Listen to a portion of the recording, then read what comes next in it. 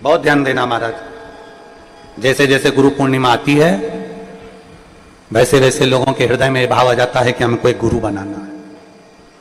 निवेदन, फिर निवेदन, शिव से बड़ा संसार में कोई गुरु नहीं हो सकता, शंकर से। जब एक लोटा जल चढ़ाने के लिए जाओ, ये एक लोटा जल तो अभी चढ़ेगा, सावन में कितना जम के जरा 2 लोटा जल, अभी सावन ना लगे जब तक 1 लोटा, फिर सावन में 2 लोटा, क्योंकि चातुर्मास के अंतर्गत सावन के महीने में भक्ति दुगनी करो, जल दुगना करो, मंत्र जाप दुगना करो, स्मरण दुगना, श्री शिवाय नमस्तुभ्यम दुगना करो। किसी भी शंकर के मंदिर में जाओ, अपन तो जप रहे हैं, बीच में एक आध बार जरा जम के मंदिर में भी श्री शिवाय नमस्तुभ्यम, अपन तो जप रहे हैं, साथ में 10 लोगों के कान में भी अगर मंत्र पहुंच गया तो आपका भी जीवन कल्याण और उनका भी जीवन। जपो। और कंकर शंकर की धरा पर आए हो, पवित्र भूमि कुबेरेश्वर धाम पर आए हो, तो एकांत में बैठकर कहीं अगर आप लोग जहां विश्राम करते हो वहां पर अपने बैठ गए और बाबा का मंत्र जाप जितना 108 बार तो प्रयास करा करो कि बोला करो। करते हो? जम के तो बोलो जरा, करते हो ना पक्का? यहाँ आए हो ना तो अपन को करना क्या है? भोजन के समय पर भोजन करना है, विश्राम के समय पर विश्राम करना है, और बाकी के समय पर बाबा का पूजन भजन कीर्तन और 1 लोटा जल और साथ में श्री शिवाय नमस्तु। केवल 1 लोटा जल का स्मरण करो और शिव भक्ति में रमे रहो। जो नहीं जान सकता भगवान की विरल भक्ति को वो नहीं जानेगा, और जिसके हृदय में चित्तवृत्ति में भक्ति बैठ गई वो समझ गया कि शंकर की भक्ति का फल क्या, शिव भक्ति में है क्या। भगवान शिव को, ब्रह्मदेव भगवान शंकर को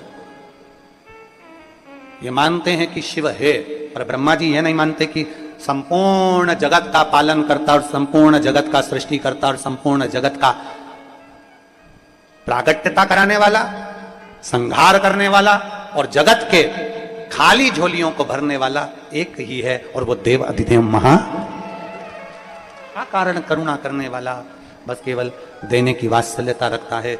जो आया शिव के दरवाजे पर उसको दे देता है। शिव महापुराण की कथा है। अपने जीवन में कैसा गुरु अपने जीवन में हम प्राप्त करें, और किस गुरु की शरणागति में हम पहुंचे। 4 गुरु हमारे जीवन में मिलते हैं। पहले नंबर पर है हमारी मां, माता। ये वो गुरु है, मां रूपी गुरु जो होता है वो अपने जीवन में अपने बच्चों को केवल देना जानता है। माता रूपी गुरु केवल देना ही प्रसन्नता में रहता है। मां, कल हमने कथा में कहा तो कई लोगों ने कहा कि आप अपने व्यासपीठ से बोल दिए कि गुरु बनाना है तो अपने माता पिता को बना लो, गुरु बनाना है तो अपने किसी घर के सदस्य जो क्रोध से छूटा हुआ हो, अहंकार से छूटा हुआ हो, आसक्ति से छूटा हुआ हो, उसको बना लो। आप कैसे कह सकते हो कि मां को गुरु बनाया जा सकता है? आप कैसे कह सकते हो कि पिता को गुरु बनाया जा सकता है? हम आपसे पूछें, जितने इस पवित्र कथा को श्रवण कर रहे हैं, जितने इस पावन कंकर शंकर की भूमि से कथा का रसपान कर रहे हैं, और जितने आस्था चैनल के माध्यम से, फेसबुक यूट्यूब के माध्यम से इस पवित्र कथा का लाभ ले रहे हैं, हम उनसे पूछें, प्रथम ज्ञान देने वाली होती कौन है? आपको बोलना सिखाता कौन है? जन्म के समय पर भले मां आपके कानों में गुरु मंत्र ना दी हो, जन्म के समय पर भले मां आपके कानों में आकर कोई मंत्र प्रदान ना करी हो, पर संसार की पूरी माताएं, संसार की मां एक पहले नंबर का गुरु होती है, जो अपने बच्चे का हाथ पकड़कर उसको स्लेट पर लिखना भी सिखाती है और उसको बोलना भी सिखाती है। प्रथम है माता रूपी गुरु। एक श्रेष्ठ गुरु की गिनती में आते हैं, मां प्रथम गुरु है। मां प्रथम, पहले नंबर का अगर कोई गुरु संसार में आपका हाथ पकड़कर लिखने की और लिखाने की सामर्थ्यता रखता है, पहले नंबर का गुरु यदि आपके कानों में भले मंत्र ना दिया हो, पर आपकी वाणी से मां और पिता, पापा पापा खिलाने की सामर्थ्यता रखता है, दादा दादी बुलवाने की सामर्थ्यता रखता है, तो केवल एक मां रूपी गुरु ही हो सकता है, बाकी का कोई। उस माता रूपी गुरु को हम पहचाने, उस माता रूपी गुरु को हम जानने का प्रयास करें। और जिस दिन हम माता रूपी गुरु को पहचान जाएंगे, जिस दिन हम पिता रूपी गुरु को पहचान जाएंगे, हम भटकना अपने आप छोड़ देंगे। हमने पहले भी एक कथा में कहा कि पूर्व में हमारे जीवन में धन कम था, उसका गम होगा अपनी जगह पर। आज अपने माता पिता के संस्कारों में जो दम था वो आज संपूर्ण भारत को नजर आता है। ये संस्कार देने वाले माता और पिता हैं। पहले नंबर का गुरु यदि संसार सागर में परमात्मा ने देकर भेजा है तो वो मां को देकर भेजा। एक जीव जब जन्म लेता है ना, मृत्यु लोक में जब उस जीव को भेजा जाता है, मृत्यु लोक में जब उस जीव को भेजते हैं, मृत्यु सागर में, मृत्यु लोक में जब किसी मनुष्य को भेजा जाता है तो वो ऊपर बहुत बहस करता है। शिव महापुराण के 7 दिन की कथा में छठे दिन की जो रात्रि होती है उसको क्या कहते हैं? शिवरात्रि। 5 दिन की कथा में चौथे दिन की रात्रि होती है, वो शिवरात्रि कहलाती है। आप और हम पंडाल में बैठकर भगवान से जो विनय करते हैं, भगवान उसको स्वीकार करता है। पहले के लोग जब तक शिव महापुराण की कथा सब लोगों ने नहीं सुन रखी थी, तब पहले केवल एक ही शिवरात्रि पर लोग भगवान शंकर की पूजन करते थे। कौन सी शिवरात्रि? महाशिवरात्रि। बोलो सही है कि गलत है? पहले लोग नहीं जानते थे तो केवल एक शिवरात्रि पर लोग शंकर जी की पूजन करते थे। धीरे धीरे लोगों को मालूम पड़ा कि हर महीने शिवरात्रि आती है, मासिक शिवरात्रि आती है, और सावन के महीने में एक शिवरात्रि ऐसी आती है जिस दिन भगवान शंकर का अगर अभिषेक किया जाए, अर्चना करी जाए, तो भगवान शिव अपने मन से संसार के लोगों की झोलियां भर देते हैं। वो शिवरात्रि भी सावन के महीने। दुनिया के लोगों को धीरे धीरे धीरे धीरे मालूम पड़ा, ये गूंज कम करो, भगवान शंकर पे इस पवित्र शिवरात्रि का आनंद दुनिया के लोगों को जागृत हो गया। प्रत्येक शिवरात्रि, हर महीने की शिवरात्रि, और चाहो तो कथा के मध्य में आने वाली भगवान शंकर की छठी रात्रि शिवरात्रि, उसका स्मरण आप और हमारे जीवन में होता। उसका फल कितना है? एक पत्र देखिए, दुनिया के लोग बहुत हंसते हैं, बेलपत्री पर शहद लगाने से क्या होता है। उनको ये पत्र ले जाकर दिखा दो। और भी पत्र हैं, एक बार दिल से मेहनत करिए अगर आपने, और लगन से मेहनत करिए, और पूरा परिश्रम आपने करा, पूरा परिश्रम, फिर वही वाली बात आ गई, थोड़ी मेहनत हाथ की है, बाकी की कृपा, जम के तो बोलो जरा, बाकी की कृपा भोले नाथ की है। आप जितनी लगन से, जितने परिश्रम से मेहनत कर सकते हो, उतने परिश्रम से करो, उतने परिश्रम से।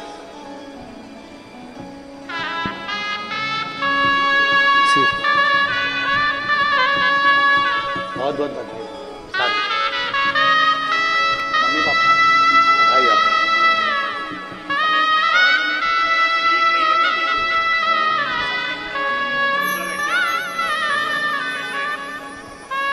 बेटा कह रहा है पापा को कैंसर हो गया था, मैं ट्रेनिंग में था, डॉक्टरों ने जवाब तक दे दिया था, पर 1 महीने लगातार रुद्राक्ष का जल दिया और बाबा की कृपा से ठीक हो गए। ये बाबा को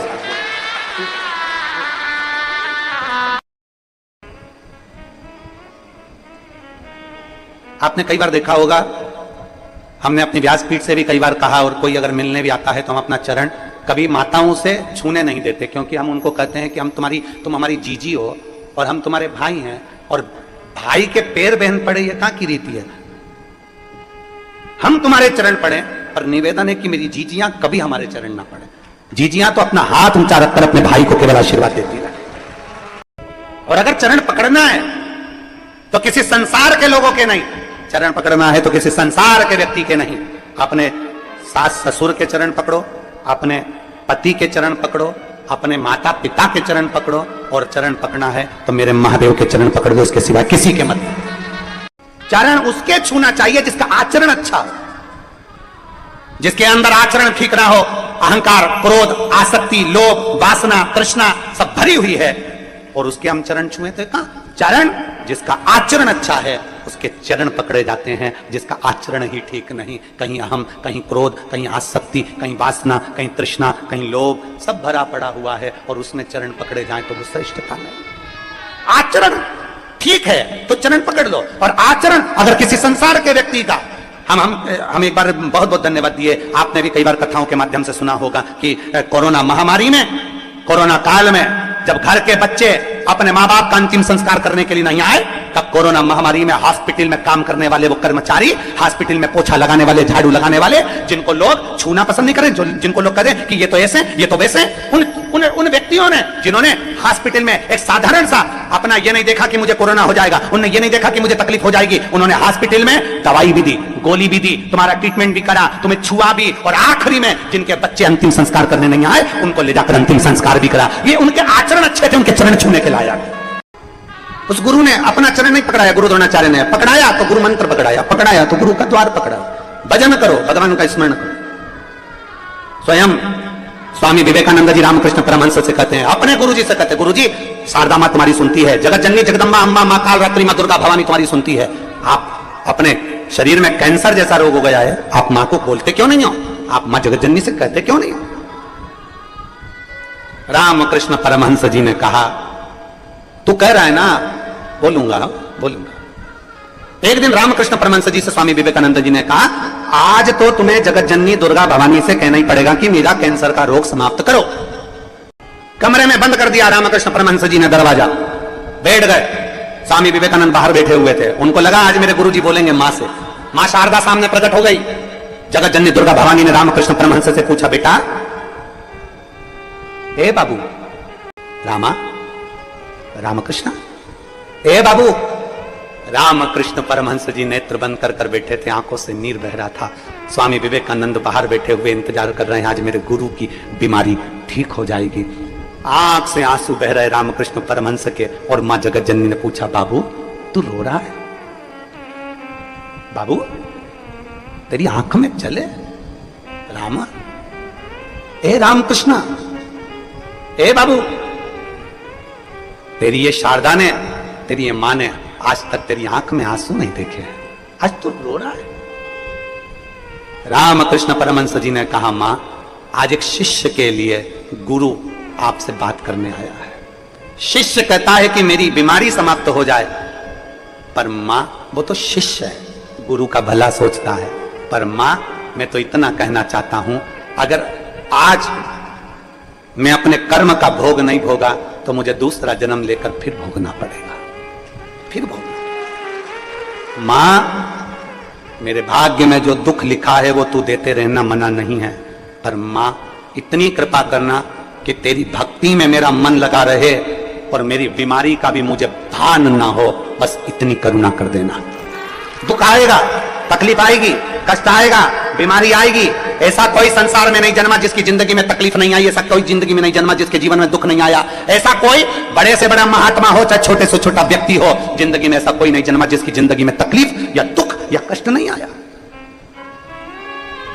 बस उस दुख की घड़ी में आप परमात्मा पर एक लोटा जल चढ़ाते रहो, महादेव को एक लोटा जल चढ़ाते रहो, जिससे वो दुख की घड़ी निकलती चली जाए, तुम्हारा ध्यान उस दुख में ना जाए, तुम्हारा ध्यान उस तकलीफ में ना जाए।